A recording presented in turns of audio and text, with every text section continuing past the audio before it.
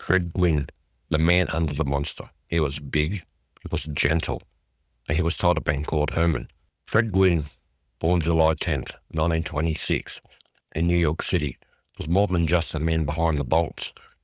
At 6'5", with a booming voice and cartoonish charm, he was built for television. But his heart was built for much more. Fred grew up bouncing between cities, South Carolina, Colorado, and Florida, as his father moved jobs. But it was at Groton School where his mischievous streak began, racking up a record number of detentions. He was smart, artistic, and always the class clown. After serving in the U.S. Navy during World War II, Fred returned home and enrolled at Harvard University. There, he became president of the Harvard Lampoon, performed in plays, sang in a cappella group, and developed a sense of humor that would later define Herman Munster. But Fred didn't set out to be famous. He wanted to draw cartoons. After college, he worked as a commercial artist until Broadway came calling. His stage debut led to small film roles, including On the Waterfront, uncredited, but still his foot was in the door. Then came Car 54, Where Are You?, where Fred played the lovable Officer Muldoon. That success opened the gates for his most famous role, but also the one that haunted him for life. Fred became Herman Munster in 1964, the Frankenstein's monster with a soft heart and a goofy laugh. But behind the scenes, the makeup was brutal. Violet face paint, 40 pounds of padding, and giant boots that made every step painful. Still, he gave the performance everything, and the audience loved him. But once the show ended, Hollywood couldn't see past the monster. Fred was typecast, rejected. He'd walk to auditions and hear, "Hey, it's Herman." So he walked away from television, from film, from fame. Instead, he returned to what he loved: theatre, writing, and art. He wrote the illustrated children's books, witty, pun-filled gems, like The King Who Reigned and The Little Pigeon Toad. He took on serious stage roles, refusing to leave his past to find his future. And then Hollywood finally came back around. In the late 80s, Fred re-emerged with unforgettable roles: the eerie Judge Crandall in Pet Sematary, and grumpy but iconic Judge Hallier in My Cousin Vinny. It was his redemption arc. No makeup, no bolt, just talent. But behind all that, Fred carried personal tragedy. He lost a son to drowning, he endured a painful divorce, and he struggled for years to be seen as anything but Herman. In 1993, just a week before his 67th birthday, Fred Gwynn died of pancreatic cancer. He passed quietly, away from the spotlight, just the way he wanted. He once said, "I've played monsters, judges, cops, and fools, but I'm still an artist. That's all I ever wanted to be." Fred Gwynn was more than Herman Munster. He was a writer, a father, a veteran, and the man who gave us laughter while carrying so much pain behind the smile. That's the man under the monster, and that's the truth, outlaw rewind style. And now, Sam's going to talk about Lily Monster. You know her as the matriarch of 1313 Mockingbird Lane, Lily Munster.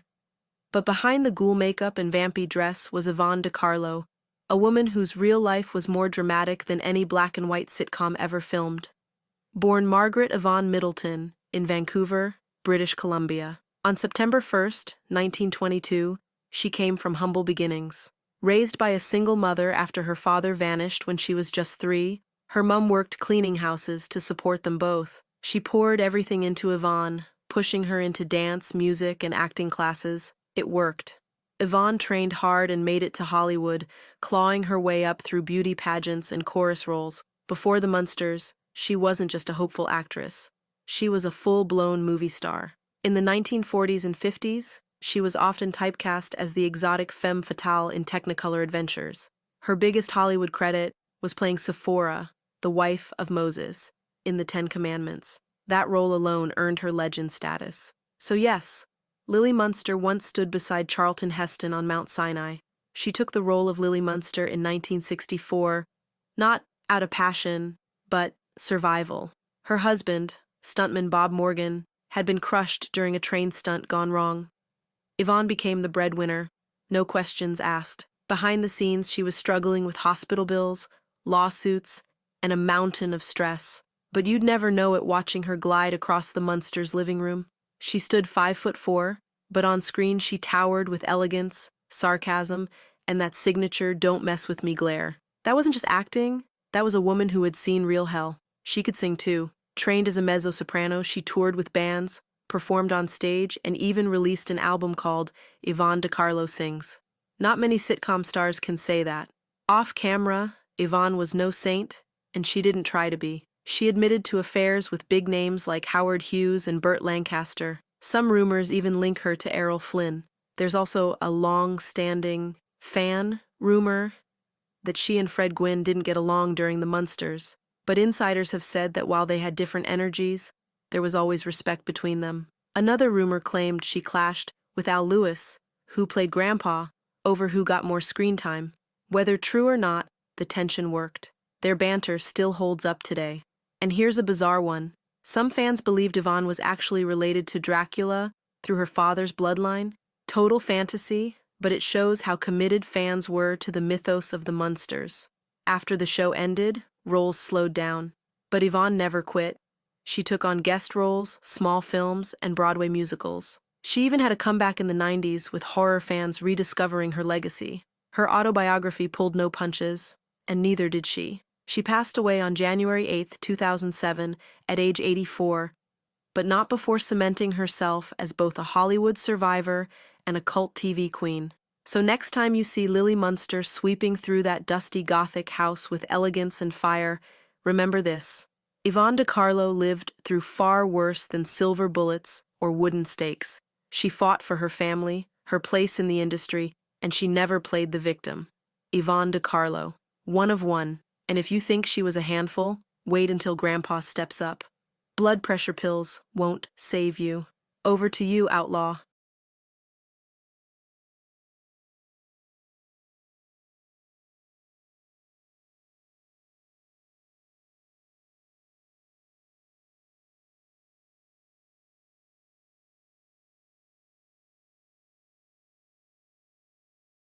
In behind Grandpa Munster, born April 30th, 1923, New York City, New York. Died February 3rd, 2006, New York City, New York. He was 82 when he passed of natural causes, heart failure, after years of health complications. Who the hell was Al Lewis? Al Lewis wasn't just Grandpa Munster, he was a full-blown character in real life. 2. A sharp-tongued, politically outspoken, cigar-chomping Brooklyn fireball who didn't give a damn what people thought. He played a 378-year-old vampire with a lab in the basement and a smart mouth on network TV. And honestly, that wasn't much of a stretch. Before the Munsters, he was already a recognizable face thanks to his role as Officer Leo Schnauzer on Car 54, Where Are You? But Grandpa Munster made him immortal. Literally, everyone knew that laugh, that wild look in his eye, and that New York accent you could cut with a chainsaw. The lab coat legend. On the Munsters, Grandpa was the mad scientist meets vampire grandpa. He didn't know you needed. He mixed potions, ran experiments, summoned lightning, and constantly gave Herman grief, and we loved every second of it. The chemistry between Al Lewis and Fred Gwynne Herman wasn't just good, it was lightning in a bottle. Like if Abbott Costello had fangs and a monster truck. Off-screen, Al and Fred were best mates, like real-life brothers, and when Fred passed in 1993, Al was devastated. Fun fact, Al Lewis claimed he had a PhD. Turns out that was bullshit. But honestly, who cares? The man could out-talk any PhD holder at a bar, and that's what counts. He also ran for governor of New York in 1998 under the Green Party. Campaign slogan? Why not? He got over 50,000 votes. Not bad for a fake vampire. He owned a restaurant called Grandpa's Bella Gente in New York City. He'd often be there in full Grandpa Munster gear, greeting fans and stirring the sauce. Al passed away in 2006, surrounded by family. He didn't go quietly. He never did anything quietly. In fact, he told people how he wanted his remains handled. I'll be cremated, and my ashes will be put in a large hourglass. When my wife's being a pain in the ass, she'll just flip me over. Immortal? No question. If you mention the Munsters today, someone will always say it. Oh man, Grandpa was my favourite. That cackle alone deserves its own Hall of Fame plaque. Al Lewis wasn't just playing a character, he was Grandpa. And long after the lights went down, the laugh stayed. Well, I've drained enough blood, told enough tales. I'm off to whip up a potion and scare the postman. But before I vanish in a puff of garlic-scented smoke, it's time to talk about the wildest werewolf this side of Mockingbird Lane. Take it away, Sam. Tell them all about little Eddie Munster.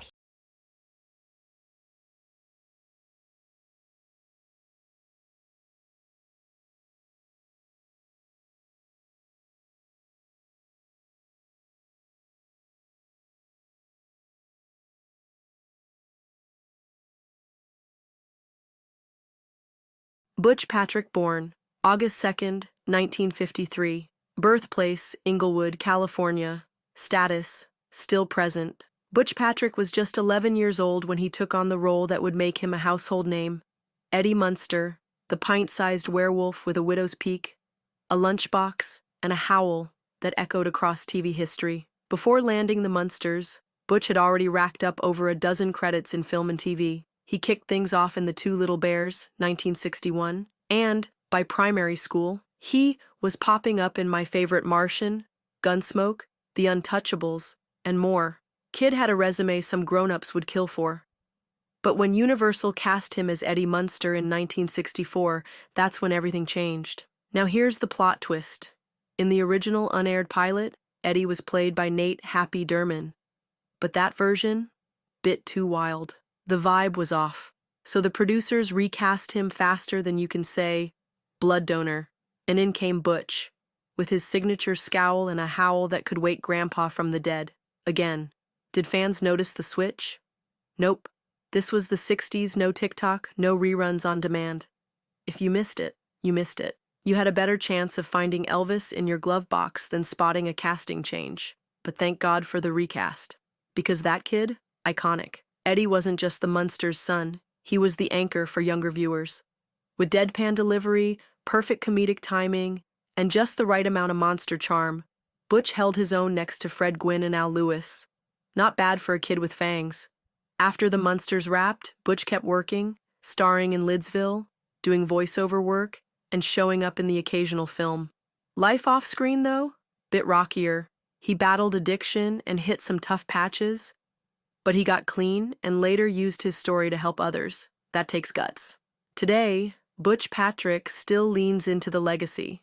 He hits fan conventions, promotes Munsters memorabilia, and even released a novelty single called Whatever Happened to Eddie in the early 80s.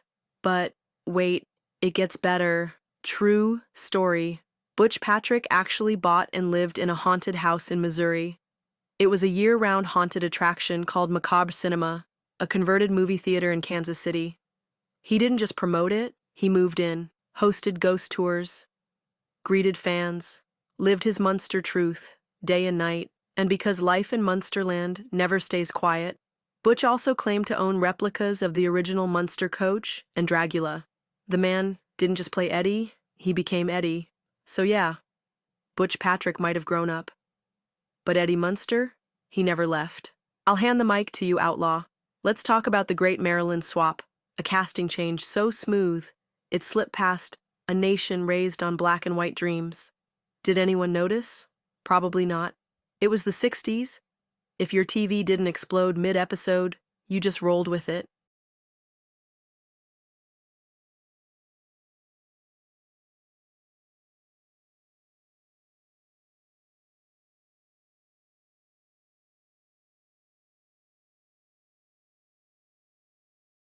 All right, let's talk Maryland, or rather, Maryland.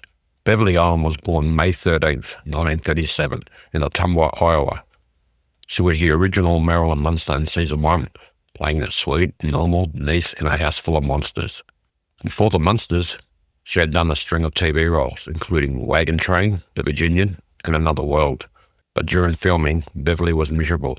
She was engaged to John Stone, the guy who helped create Sesame Street, and he was based in New York. So while America laughed, she cried between takes, trapped in LA under contract. But here's the kicker. Fred Gwynne and Al Lewis backed her, stood up to producers and helped her get out. She filmed 13 episodes, then walked away, got married 2 weeks later. She left Hollywood for good. Beverly Owen passed away in 2019, aged 81, from ovarian cancer. Quiet life, private woman, deserved better.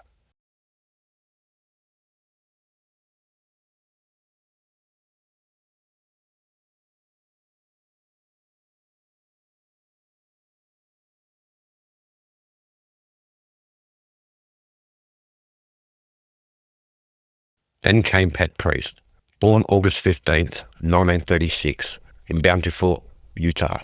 No, really, that's the name of the town. Her mother was the US Treasurer under Eisenhower, so Pat had serious pedigree. She worked as a pageant queen, singer, and had small roles in Bewitched, Perry Mason, and My Favorite Martian. She took over as Marilyn in season 1, episode 14. No announcement, no storyline, no nothing. Just new face, same hair. But fans barely flinched. It was the 1960s. You didn't ask questions. You changed the channel with pliers and shut up about it. After the Munsters, Pat stayed in the game. She did the incredible 2-headed transplant with Bruce Dern, yes really, and later appeared in Chips and the Mary Tyler Moore Show. She retired in the 80s, but still did conventions and was proud of her time as a Munster. So, 2 Marilyns, 1 heartbreak, 1 handover. That's been Outlaw Rewind for the Munsters.